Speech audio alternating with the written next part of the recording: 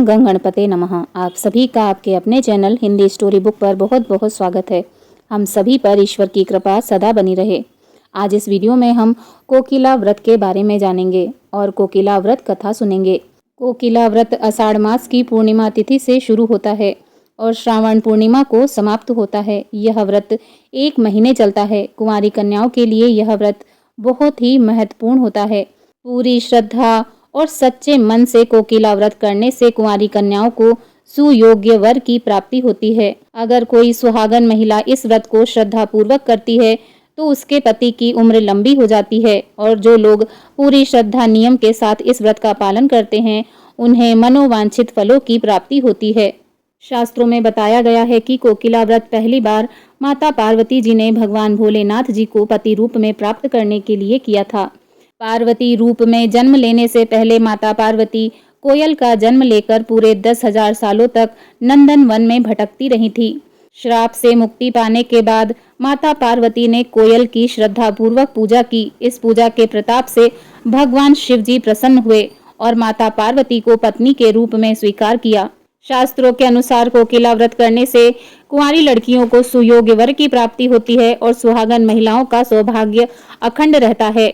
अगर अधिक मास में कोकिला व्रत किया जाए तो यह और भी ज्यादा फलदायी हो जाता है। इस व्रत को करने से घर में वैभव और सुख समृद्धि में वृद्धि होती है। आइए सच्चे मन से सुनते हैं कोकिला व्रत की कथा।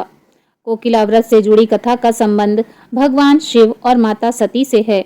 माता सती ने भगवान शिव जी को प्राप्त करने के लिए लंबे समय तक कठोर तपस्या की थी। कोकिला व्रत कथा का वर्णन शिव पुराण में मिलता है। इस कथा के अनुसार माता सती ने भगवान शिव जी को जीवन साथी के रूप में पाने के लिए कठोर तपस्या की थी। इस व्रत का प्रारंभ माता पार्वती के पूर्व जन्म अर्थात सती रूप से है। देवी सती का जन्म राजा दक्ष की पुत्री के रूप में होता है। राजा दक्ष को भगवान शिव जी अत्यधिक अप्रिय थे। राजा दक्ष एक बार यज्ञ का आयोजन करते हैं। इस यज्ञ में वह सभी लोगों को आमंत्रित करते हैं। ब्रह्मा, विष्णु व सभी देवी देवताओं को आमंत्रण मिलता है, किंतु भगवान शिव जी को नहीं बुलाया जाता। ऐसे में जब माता सती को इस बात का पता चलता है कि उनके पिता दक्ष ने सभी को बुलाया लेकिन अपनी पुत्री को नहीं, तब माता सती से यह बात सहन नहीं हो पाई। माता सती ने भगवान शिव जी से आज्ञा मांगी कि वे अपने पिता के यज्ञ में जाना चाहती हैं। भगवान शिव जी ने माता सती से कहा कि बिना बुलाए जाना उचित नहीं होगा, फिर चाहे वह उनके पिता का घर ही क्यों न हो। माता सती भगवान शिव जी के बात से सहमत नहीं होती हैं और जिद करके अपने पिता के यज्ञ में चली जाती हैं। जब वे यज्ञ में पहुंचती हैं तो उनके पिता ने उनका पूर्ण रूप से तिरस्कार किया और भगवान शिव जी के लिए भी अपशब्द कहे। राजा दक्ष केवल सती का ही नहीं अपितु भगवान शिव जी का भी अनादर करते रहे और उन्हें अपशब्द कहते रहे। माता सती अपने पति के इस अपमान को सह नहीं पाती हैं और उसी यज्ञ की अग्नि में कूद जाती हैं। माता सती अपनी देह का त्याग कर देती हैं। भगवान शिव जी को जब माता सती के बारे में पता चलता है तो वह यज्ञ को नष्ट कर राजा दक्ष के अहंकार को नष्ट करते हैं।